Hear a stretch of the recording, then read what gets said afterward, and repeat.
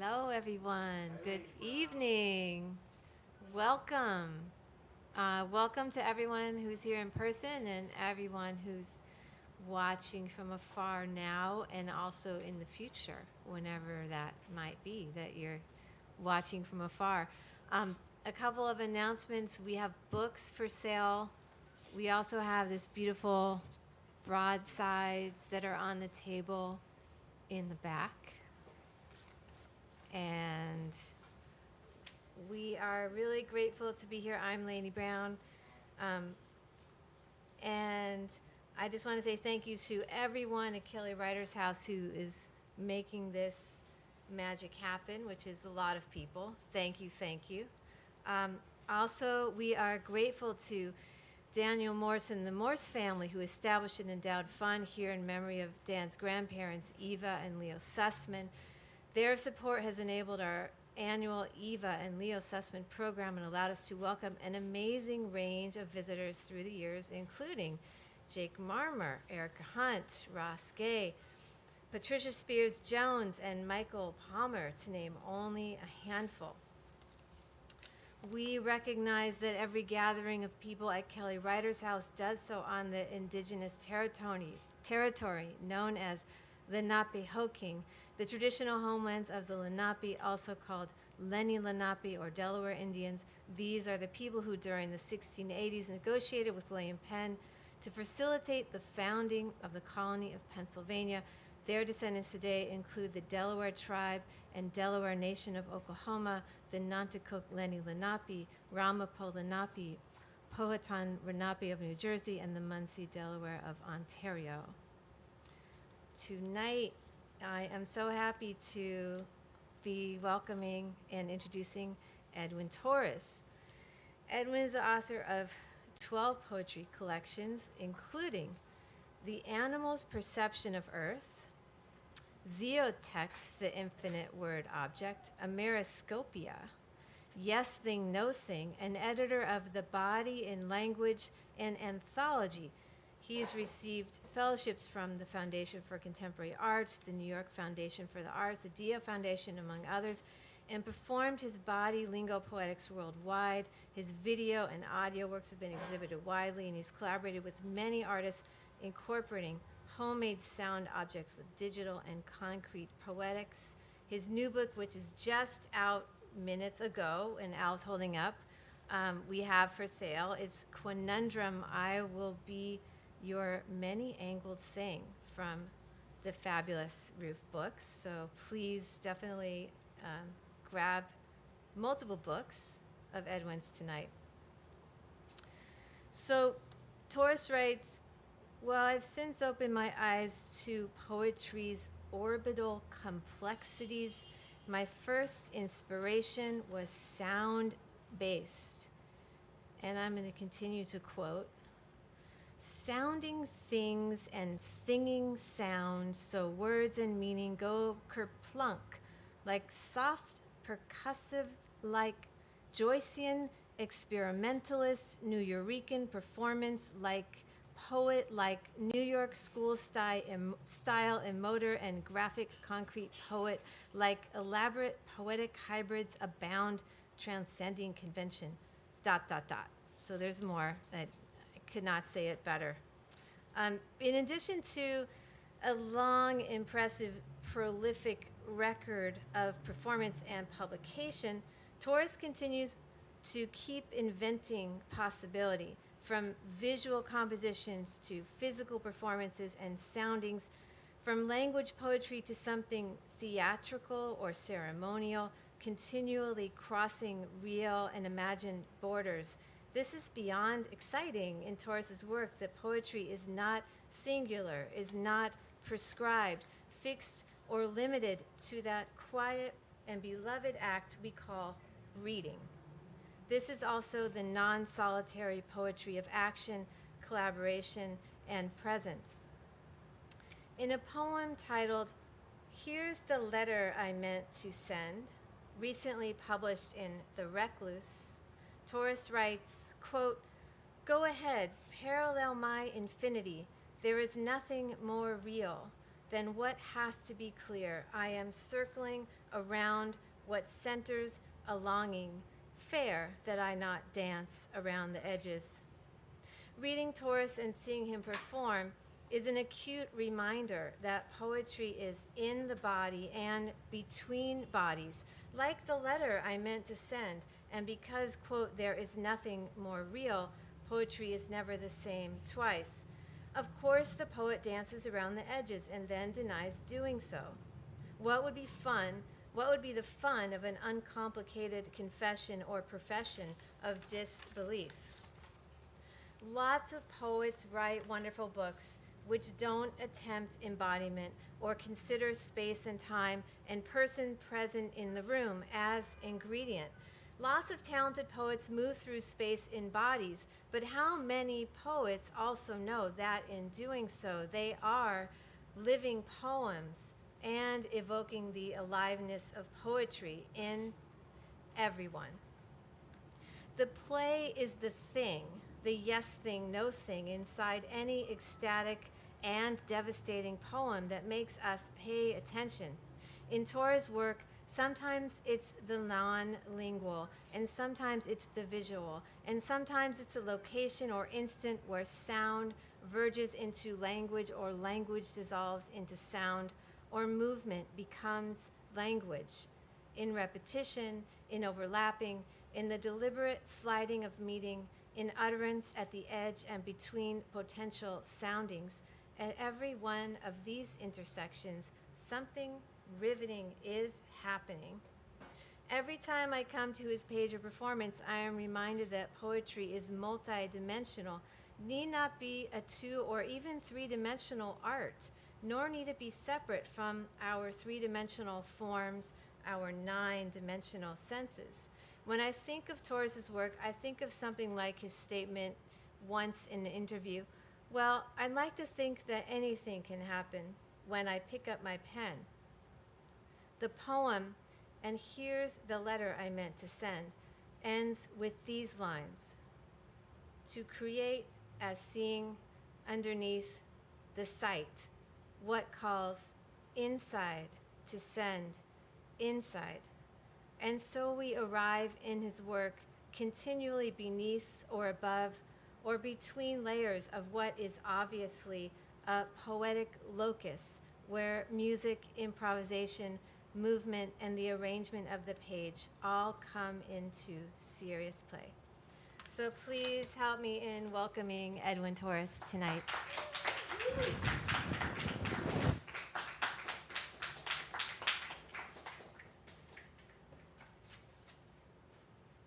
Thank you, Lainey. That was beautiful. I'm really honored by that presentation, that introduction. Thank you all for coming here. Thank you all in the outside world, in the temporal now, the beyond, the whenever. These are fantastic broadsides. Thank you so much. Yeah, I love this.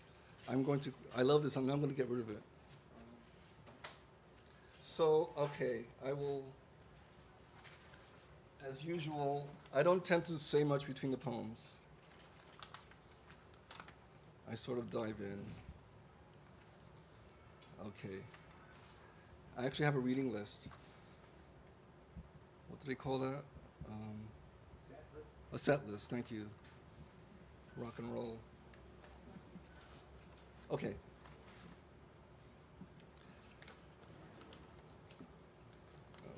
let's see.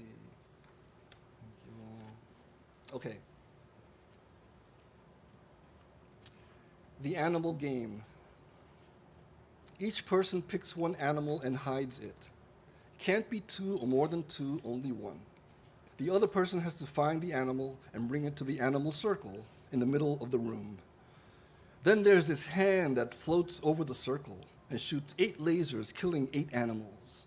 You take those animals outside the circle, and their friends talk about them one by one. The best friend of each animal that was killed tells everyone in the circle what they were like and how they missed them. After each animal talks, there's this magic golden coyote who comes up to the friend who just talked and says, abracadabra. The dead animal comes back to life next to his friend. They all come back like this, into the circle one by one. The hand is human and stretches out 4 by 4, 2 times 4 lasers, and then 8 animals die and come back to life. Born golden, the coyote is like the cow. He talks not just abracadabra, he talks like this, like humans abracadabra. At the end of the game, you start again. You win by playing the game. Overflow. Of one point, here, allowing for sun to be sun, understanding capacity for words, here, stated by a poem's title as experience before knowing, of hearing the one word alive through the eyes of mother, father, planet, to be experience shaped by phase. I should here state phase as phrase, a third knowing, always present, shaped before title, to accept more knowing than mother, father, planet will ever know, to slip in flow to sun, who has everything he needs already. And here in my father's state, that reality, too immersive for my everyday structure to accept, too transformative to know the finite composition of this body, my own, is fraught with instability. If I weren't a poet, I should here speak of language as capacity, of anthem as mirage, of moment as steady striation, dare I sun's ascendant dark in eye. If the I in the point being made, the point of capacity, overwhelming antiquity, if the I in I weren't a poet, I would worry that I couldn't separate existences, that there is much more of me in the unknown than I will ever need or see or be. If I weren't a poet, I would have imploded into a regular human by now, and my sun would have left my orbit a long time ago.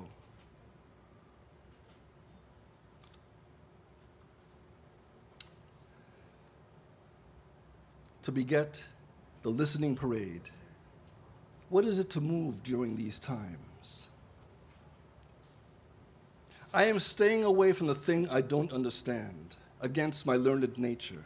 I am turning away from the thing I know most, the thing that might fear me, arid, dispelled damnation. I am most away from the thing I am least, wordplay at full intention. To move as a human, moving through movement. To move as a human, moving through movement. To human as movement, to human a move. To human as movement, to human a move. Is there a responsibility here?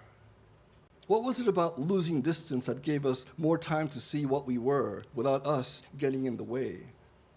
What is it about interruption that questions closure? Or is interruption isolation, disguised as perception? The fear you see, the one you consume. A neural reality that knows to arrive before we do. And now, the measure of something familiar, inserted here in this writing to give us, both me the writer and you the reader, something to count on, to hold on to during times of upheaval.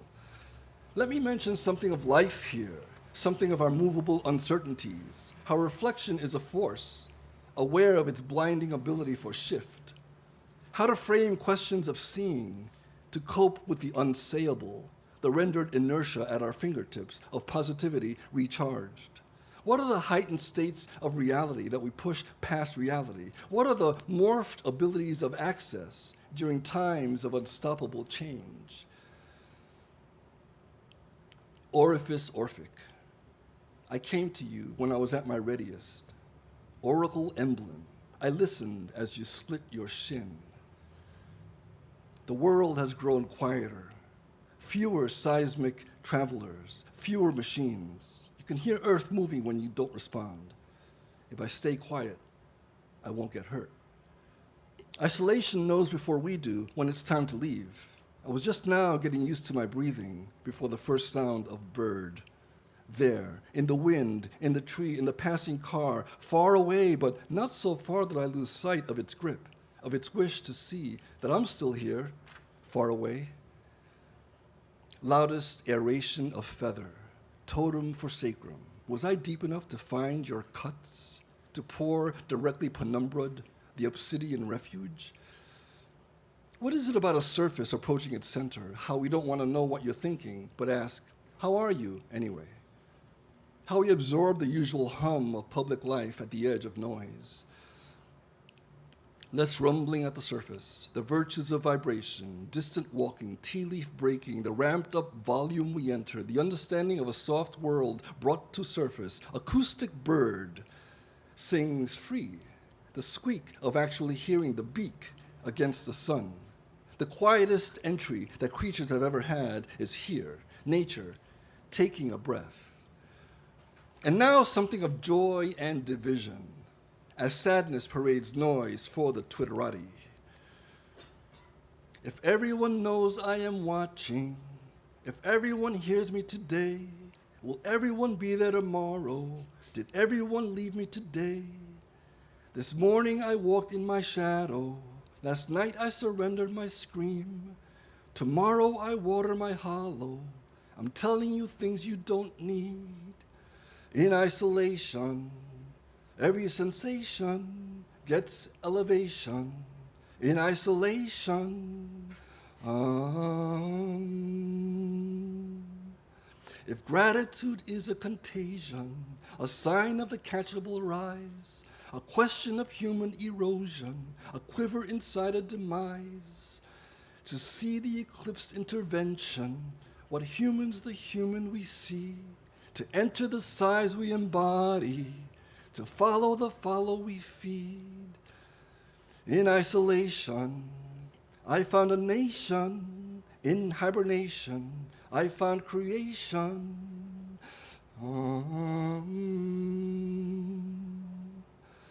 If bodies are made of existence, we're doing the best that we can.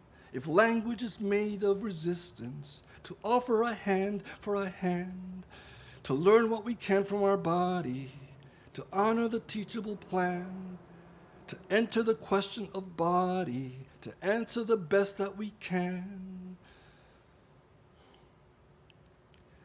Visit me in my equanimity chamber, where my bid approaches yours. What is it about shutting down a language portrayed by speed that follows the call of a shared speed? To move as a structure defining mobility, to socialize reality by defining reality. I was never that far from reality. I was only inside my reality. Defining a movement that insists on movement is a structure for reality, is a body map for cell division. If there was a moment to talk about flattening, it was when it left us staring at a page. Compression visits those radius to evolve and will stress distances past due. We hold the unaccountable bodies we can't see as continuations of enigma, fused gargantuans beyond screens we can only imagine by the realms we attract. As we enter the edges ahead, we listen with eyes, not ears, whole bodies left dormant to attract the realms we need by making space for realms in need. And now something about the speed from ear to eye, so that reading attracts the lived hearing we are to question, what is lived?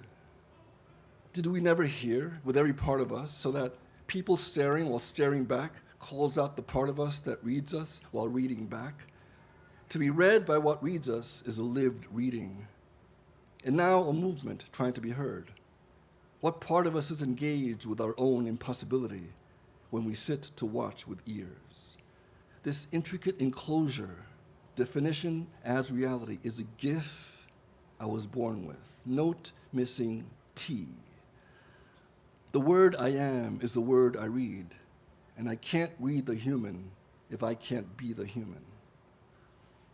Evolution forces new speeds for movement. We develop new organs to function. We are impossible question marks curved by human vocabulary. What face is yours cured by vocabulary, by new limbs in movement? Bird, I see you, but you saw me first. Did we catch away or look away at the same time?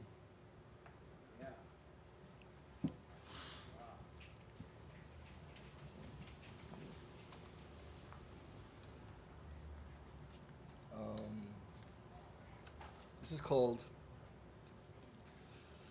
I remember in Weimar or Santiago or Costco, USA, when I was left holding a crybaby's tool while he was trying to pee on an unwinding road by the side of a smoldering century, or the last week of Trump's residency.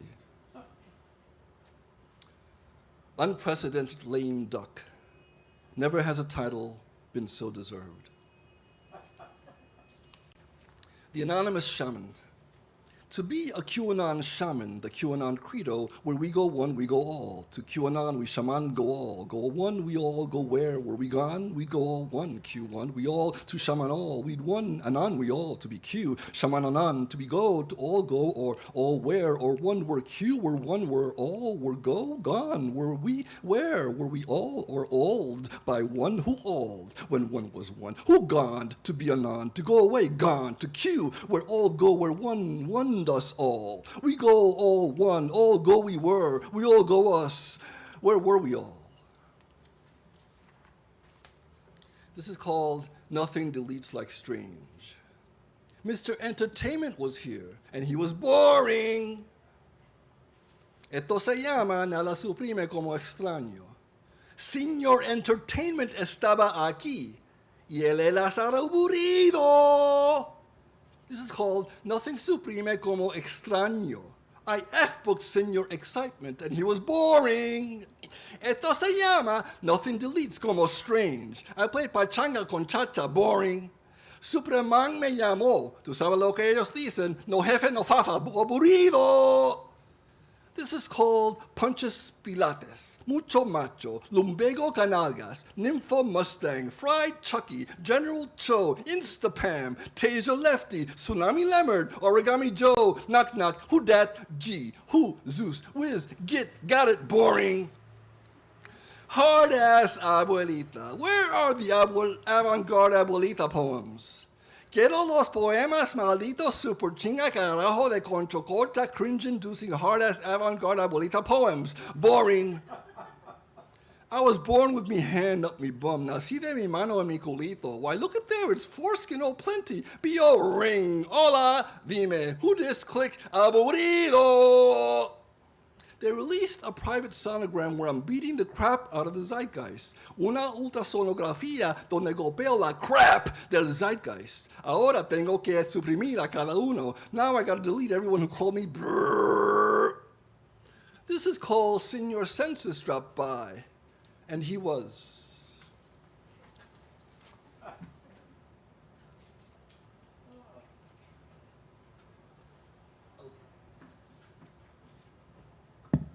Set change.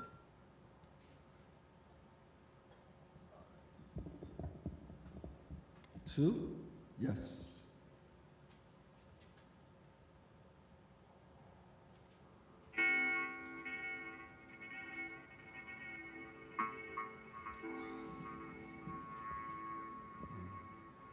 It's called I Speak Lyrics. Let's say this dimension, right here on this slip, underslip, would be the misspelled in-between that engages muscle memory. My mobile meme, I miss deep us. For the think factories in my country assembling what I speak, what I read a few pages from now, let's say our access, what it is we have to say with what it is we are, engages a few pages from now as human mouth. Artment, party artment, opening transformator, speaks my translation between many kinds of my. How can we nurture communications with mobile I validity? The strongest implosion we can be survives the most adaptable, avidal, subtext reflect of surtext urfist define what it is we see and want to see both here and mouth. What is the misheard apropos deluxe figure formed here? Of enchanters, arousal, chatters, Upanishad, and there the superficial after now that speaks for me to slick defiance, and here in my direction across my blades what speaks for me, what would I wear to interword the malaprop? And there to position myself at the edge of geomexectrics, recreating phonetically the someone who doesn't speak, but is mouth.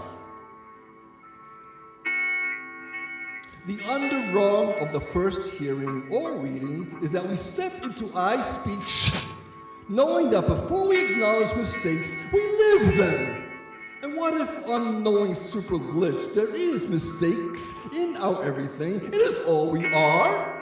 And what if what you saw in me was what you saw in you? It is all we are to interpret, to the matter, the mental, the mind. It is all we are, and if it is only in mistakes I am formed, let me in my mistaken form be the creature I was meant to be. Here, a statement from ear to coastal cortex, a building, a people, a misunderstanding will last longer than concrete sound. Be maker under mouth.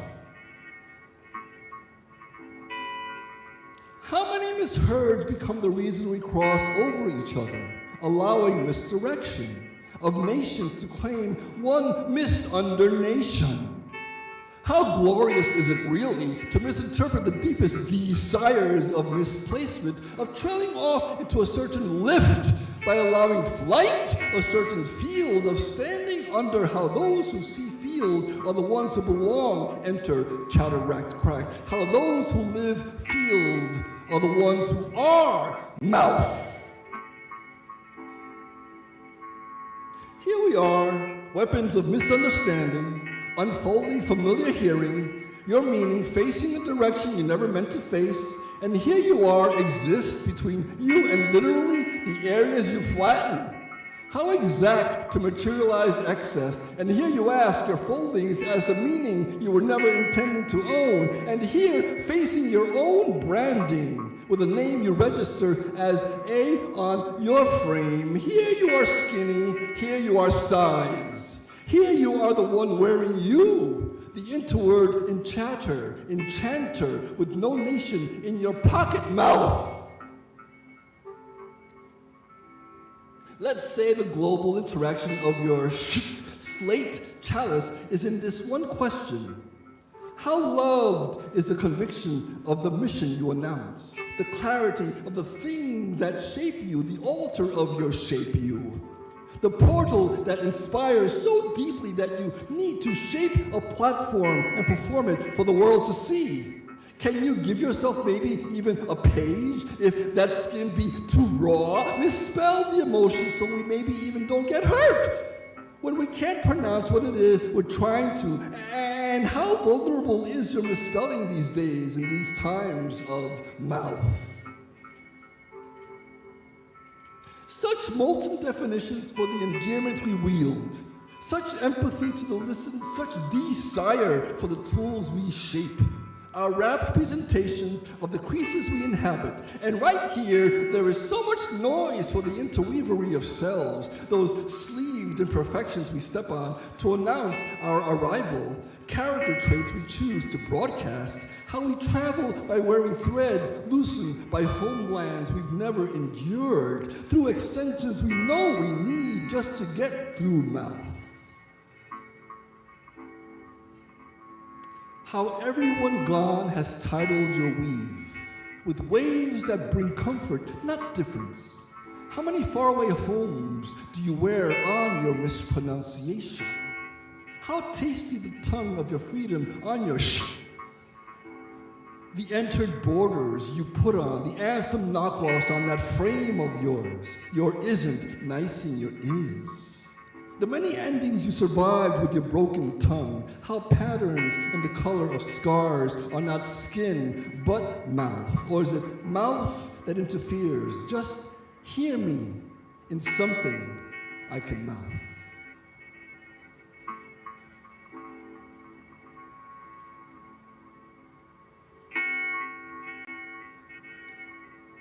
Saturday, I run the world. Sunday, I'm free. Saturday is for the world. Sundays for me. Saturday, I change the world. Sunday, I'm free. Saturday, I save the world. Sundays for me.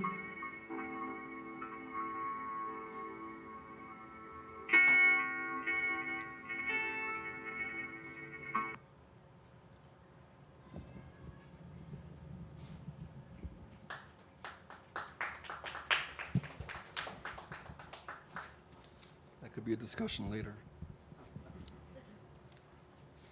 Or maybe not. Oh, okay. Okay, we're halfway through. Hi, online folks. Hi, YouTubers. Hi, you sitters. The acrobat's last meal. Once you are given the opening to encounter negative space in proportion to positive space, a new balance is born, a calm out of kinetic obstruction, your gift to become the obstruction, to resonate in the steady. When proportion is introduced to combustion, the fracture ignites so that change is born out of proportion. The process of proportion and sizing it out is the investment that time brings to you, to the work. You are the work you interfere with, the inherited cycle past the moment of its creation. You are a designed interference beyond the continuum you design, the moment continuously at moment with itself. Forced into your livingness by your exact not steadiness, molecular insurgents arriving among the ravenous stability who threaten change with immobility. If I don't move, is my move, no one moves. Where does proportion allow breath? There's removal among the language seekers, among the colloquial inventing recipes for stagnant breath at war with their mobile brethren. I am gored by the headline masquerading as finished, a deification of balance by demons of instability, approaching consumption without a flinch. The self-carnivore is the master of swallowing.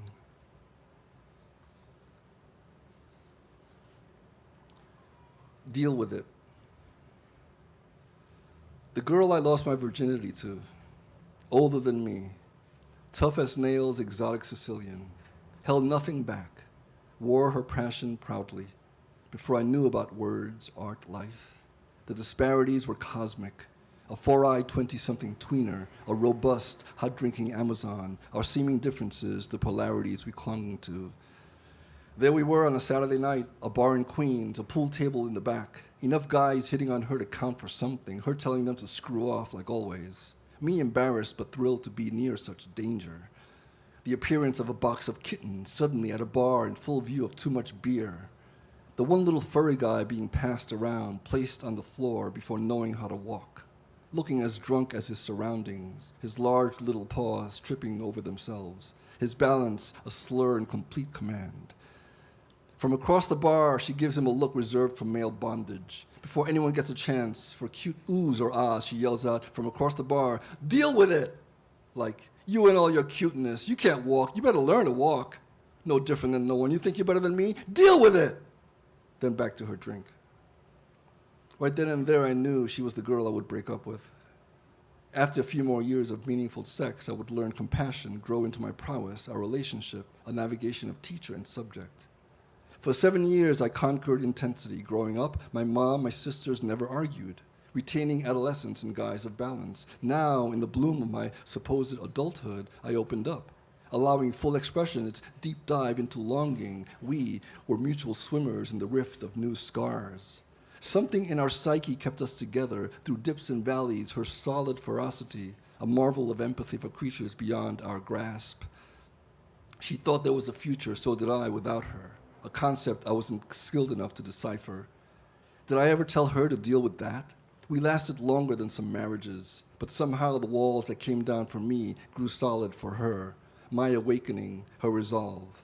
In the neon haze of that bar a lifetime ago, formed in this reckoning by the thrills we envision as flesh.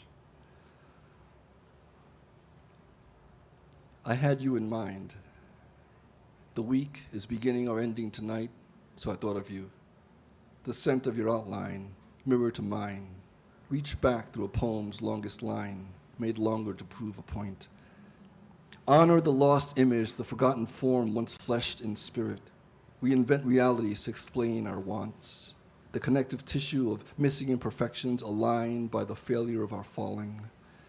To be animal at the crossroads, to pack knowingly spare, to step inside the crevices by avoiding them, to reciprocate knowingly spare, to elevate ephemeral half-truths, to gather scars of semi-conscious attenuation. If we were to scrape the burn impaled by our aim, by the faceless overture of awakening to creatures we've never been.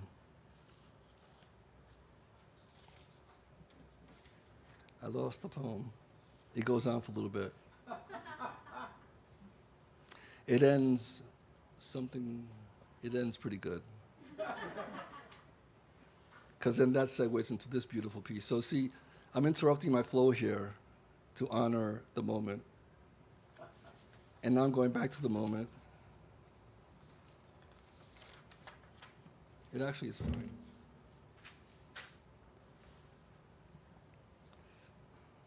A ballad to follow the fellow eye. See, this is going to segue into something kind of, okay, got it. All good.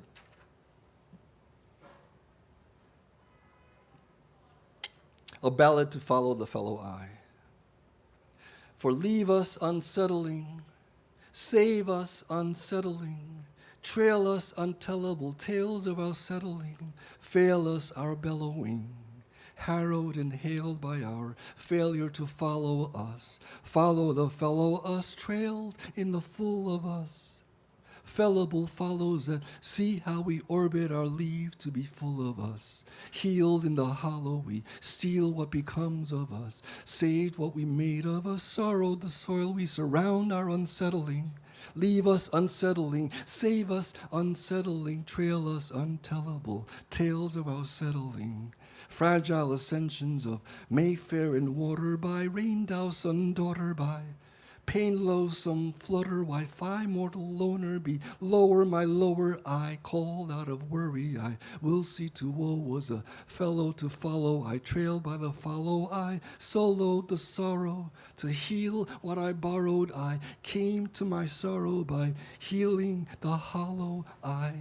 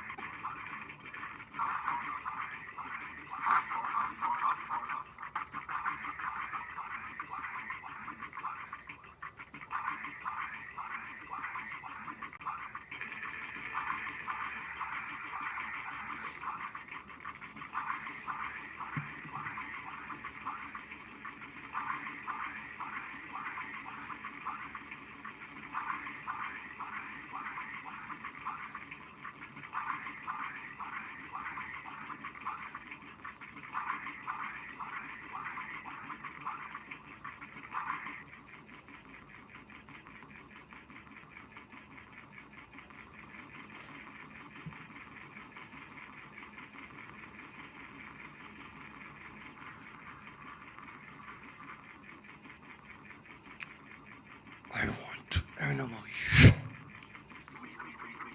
To me, I'm an animal. I want you to hear me. I want you to catch me, but not to see me. To let me go in your trap. I'm an animal. I want you to let me catch you. To let me hear me, see you. I'm an see you. I want to animal you.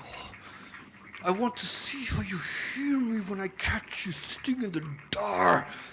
Sitting where I don't dar you. But see with the hearing I'm a dark hole. I want to animal you. Make you sit you, make you hear you. I'm gonna hear you. I want to into my see you. Animal you, sit you, I'm a sit. I want to sit my sin you, hear you. I want you, make me see you. Make me hear you, make me walk right by the hunter, trying to catch you. I want to catch the thunder, trying to catch you faster than my hearing can type these words faster than my trips you into king dust, the darkest into kingdom. I gave of you on the darkest cave I gazed was my king guy of here on my sitting spot. I'm a haunted spot, roaring to catch your hearing of me. The hearing of my catching is an eknod. Ending to hunt, hunting my ending is a hearing. Catch these words faster than I can catch the closing of this cave. The exit of this deepest hearing is a haunted cave. To hum through, to murmur through, I'm a murmuring haunted, a marvelous understanding of agreement of understanding. I want to stand under you and hunt your aggressive hearing to call me to things I want to hurt, but the things I want to envy. Called by let them throw me out. Let them tell me it's time to go. Let them hunter on agreement of mishearing. And throw me out when the exit is presented left to right and then tell me it's time to leave. Time to leave. My hearing is in agreement with your sitting. With the sitting of all these hairs. All these shirts. All these rods. All these candles diving breathed upon. My sitting is at one with the thousands that come before me. The steps I sitting is at one, creaked when I left. Before me let them throw me out. Return to the din, the lovely immersion of things I'll never be what feels. Fitikat fonte, fonsikachit, vonsikachova. Chytega istujcie, szybkie w czycie, o wódcie.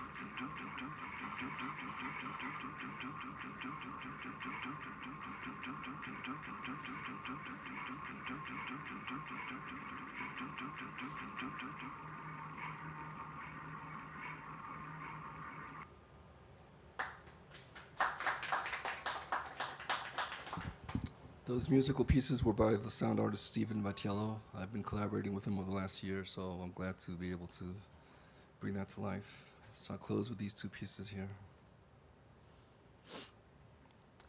Bundle.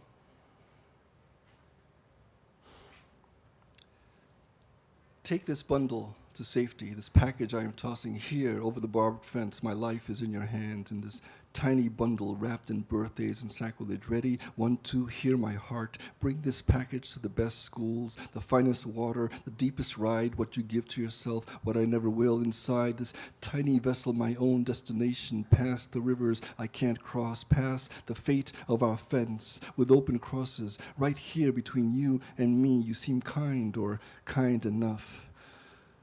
Take this effort, what I have made simple over many years. The rage I grew up in is now yours. I will stay here, I will be here. And if one day when this gift has jeweled into what it needs, may it serve purpose to return, to find me in my own weaponized matriarchy, inside this language of evacuation, my hands turned by soil, our planting parties, our afternoon tea, the walks we imagined, the baths of regions we'll never erase, the talks we'll never have. Here, take this bundle of joy. You seem kind or kind enough. Notes 1. Something like this that has no surprise. No mystery, something of such simple blunt can be translated using other nations. Translation of a simple blunt. Something so simply blunt as this. No surprise to the message of the blunt. Unpoetic is the blunt to the surprise. something to give opening, to give where to enter, like this can be other, to give open blunt, the something so simply mysterious as the other. To be the other, translated, gives to reader the something, the mystery of no surprise, is what appears to the other that happens when language is simple. When used in another, what other you want? Do you want? What do you want to happen? To your hearing, to the something you translate, to translation the happen of what do you want? So blunt to have mystery to the something, to surprise your want into something you want, to surprise in the something so simple at the end is the meaning of blunt. Notes 2. I don't pretend to know answers when the questions run deep. Solution is finite, and I don't live in final times. To understand someone's destination as their own is to accept mine, and that finality is overwhelming in its bravery. Or is it brave to accept the unknown as yours in the crosses born of fact, where none overwhelm what some can arrive, are the points of lingering on a false note, equal to the reparation of fact for action. Error is answer for the beguiled unknown lengthened by error. Error is question, one factor for the brain-celled imprint gathered by knowing. Morning notes read at any hour of the day. When does the year of living unknown take fruit for compilation, dared by realm to uncover the given day? I've yet to finalize what appears in reach by not giving up on these notes. To summon the kept immortal.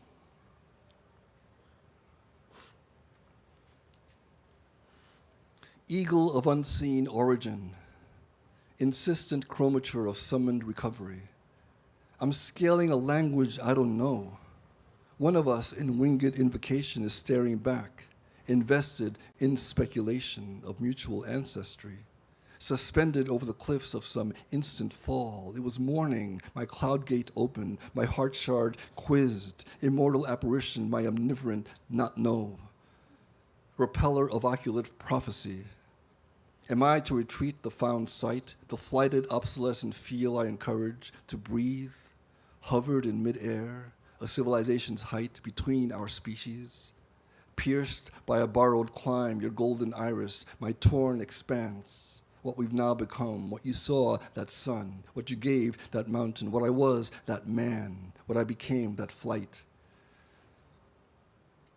I relive your visitation, floating on heat drafts, your wings, what no ground would give, your gaze locked in. You came to me, you saw what I would be, you waited, I saw what you were, we had a conversation, it went. Say, sa vie, sor, sali.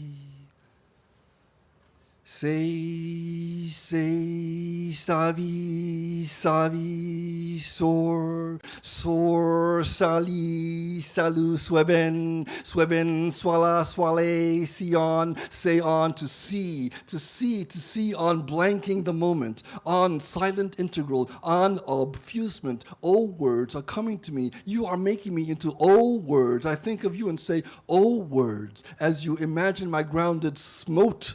As I imagine your wind-torn slatch, I am in your O words. Was that where the O poem came from? Remember the O poem? I have to find the O poem, the one about the cliffs, about adolescent menagerie, about using arm as limb thrown to ocean, about inner quest, my early inner quest. I miss my early inner quest. Did it leave? Never. Did it change? Always. I miss that, the never leaving. What is it that I miss? That. And in your O word offering is where I am falling now. In your O words offering is where I drill into sinew, my O word omaro, my O marrow, my my orso, my or. So in your O word, or is my own, oh, my O, in the that of our mutual offerings. We stayed frozen like that for hours on that cliff. Though it felt like seconds, Or do minutes feel like seconds when we move out of the way? Oh, of the way. Do we feel like time when given a chance for movement? Do we give our solace its vertigo when staring into eyes we can't see? Yours, there in hovered magnitude, mine, there in softed oppression of scented imperfections that form this body, the scented immaterial of my hover you, the amount of space I claim on a ground I call over. To call the ground I claim as the ground I'm over. O word sentient, O word logum, O word rib, O skeletal, Osiris, O Kemba, O Jun, O Lorun, to inform my landing of promise, to escalate equanimity by using that word, to imply justice by using that word, to retrain forgiveness by using that word, to enter matter by matter's color, to enter marrow by marrow's color, to ignote color, to in color, to note color into speech by using that word. O word ontological, I gave you one moment, a lifetime ago, a stanza ago. I gave you one word to interpret as your own. I gave you my word as your own. You never took. You never gave. We just stayed, cell to cell, eye to eye, introspectral, atmospheric. It was me that stayed. In that momentary void, you were floating. What did you see? It was me that chose my momentary sunlit apogee, my inner climb, those early days of not, how they formed what I became, how I knew to leave something when I got too close, how that protection defined my fear.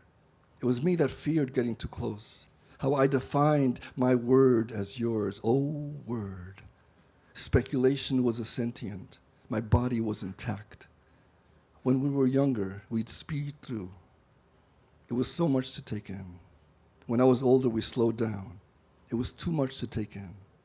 Knowing that standing differently is what we've become.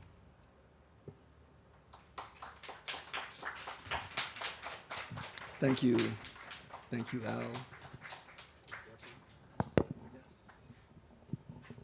Al. Thank you, Edwin.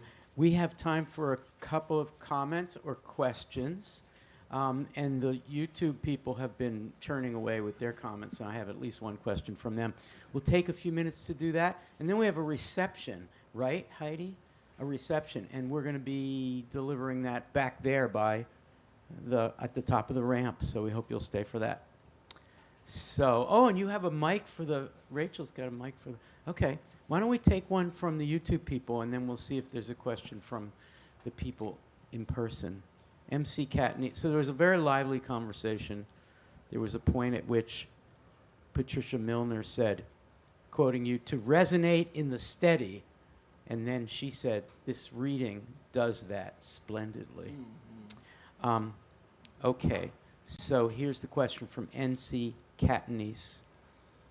Edwin, you seem to treat the voice distorter, I assume she's referring to the reverb mic, as a sacred object.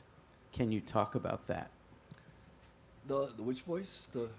I assume the reverb. Oh. The other mic? mic. As a sacred object? As a sacred object. They're all sacred objects.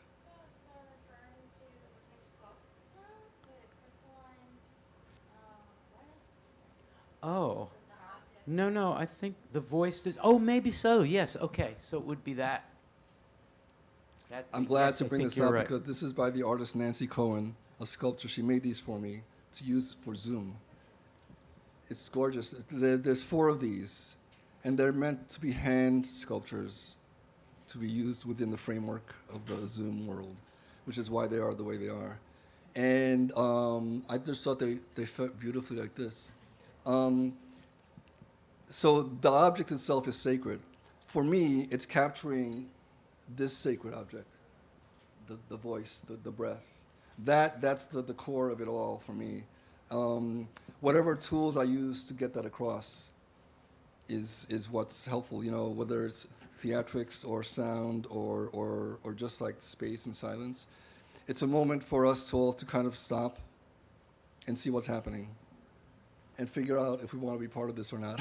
I mean, by now, it's fine. It feels like, okay, this is too weird or whatever. But there's a point where I think that it's sort of our job to present, as Lainey said, to present possibility, to present like, okay, where can I go with this? And to have accoutrements that help that journey is a beautiful thing. But ultimately, it's the voice. The voice itself should kind of carry you forward. Thank you. Do we have a question from the in-person group here? Or a comment? I have one, and I'm even holding the mic, and you started with me. I've been writing a lot of really fucked up fellowship applications, in which I think about the labels like poet, writer, artist, and performer. I hate that. Yeah. Is that okay? Can you elaborate? You had a really strong gut reaction to that. Like, what is do you chafe against all of those? Is there one you prefer or abscond from? I am not against any of that. I'm against people trying to trap me. and I guess application forms. There's a reason for them. There's larger powers that dictate money and all that stuff, and they want to see, okay, where does this fit into the thing that I know?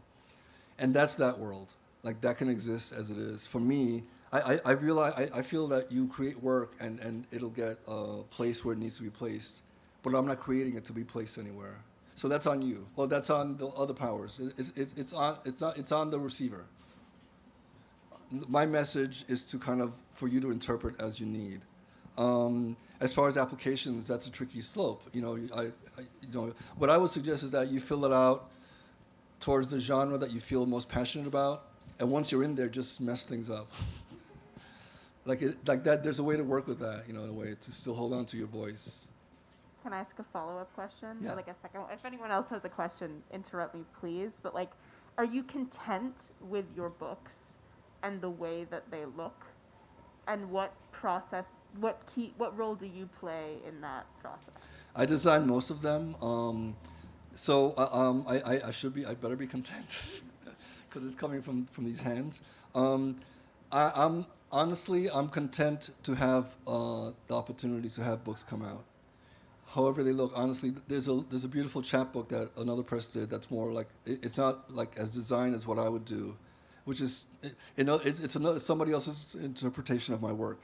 Fine. It's like, the more work that's out there, the better. So your question is a weird question. Am I content with I'm happy to have books out.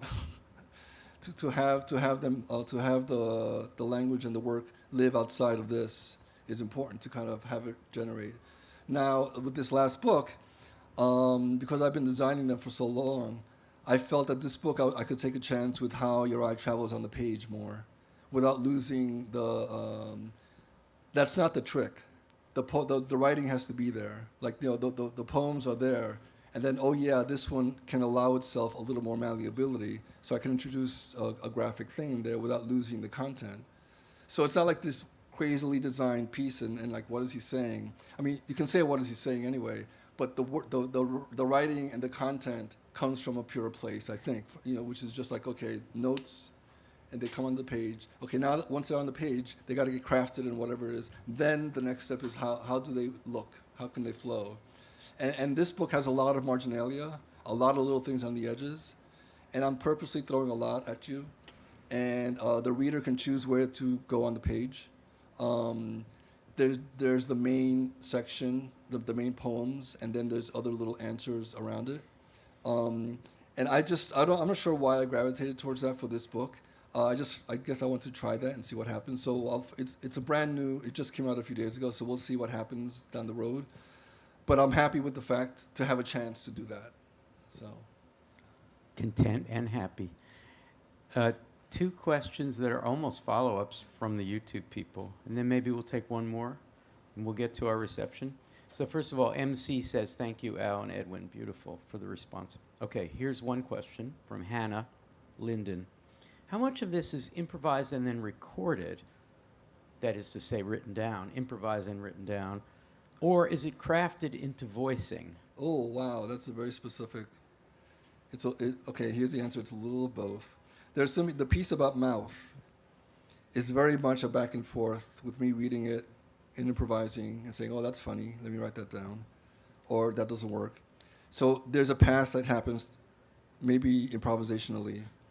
Then I leave it alone for a while, and I come back to it later and see how much of that makes sense. So that's where the editing process comes in, where I'm allowing a certain freedom in the initial creative phase, and then the phase where it needs to live beyond me. I wanted to read on its own, to have somebody that's never seen me get something from it. So it's not just like, oh, Edwin's doing this crazy thing. There's actually something there. So that takes a lot of back and forth, a lot of kind of editing. So it is a little of both. There's some pieces. So in performance, there's more improvisation. Like, so the mouthpiece, I'm not sure where my voice goes up, where it goes down, where the speaker, it's a satire on, lectures and all that. Where in the writing, do I allow myself to kind of get even more absurd or pull back? So that's improvised. There's theater in that. But then the other poems that are more straightforward are not as improvised. They're just read. So Hannah has already followed up with a comment, and I'll read it, and you can respond if you like. I love the incoherence into profound insight back to undersounding, oversounding, as mouth to ear, page to eye, without the pressure to fix it. The flow / wave / non-judgment feels the thatness of it. That was Hannah also. Beautiful. Did she get it? Yes, totally.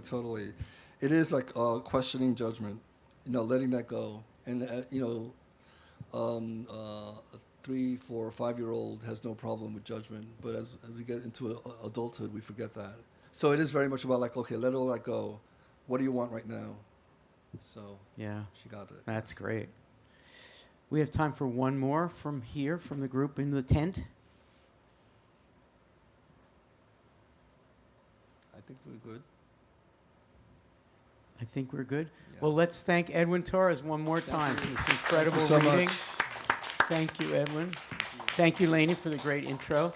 We have food. We have snacks. Please don't run away without having some of our very safe, COVID-safe, boxed snacks. Thank you. And this is a chance to buy the book and have Edwin sign it for you.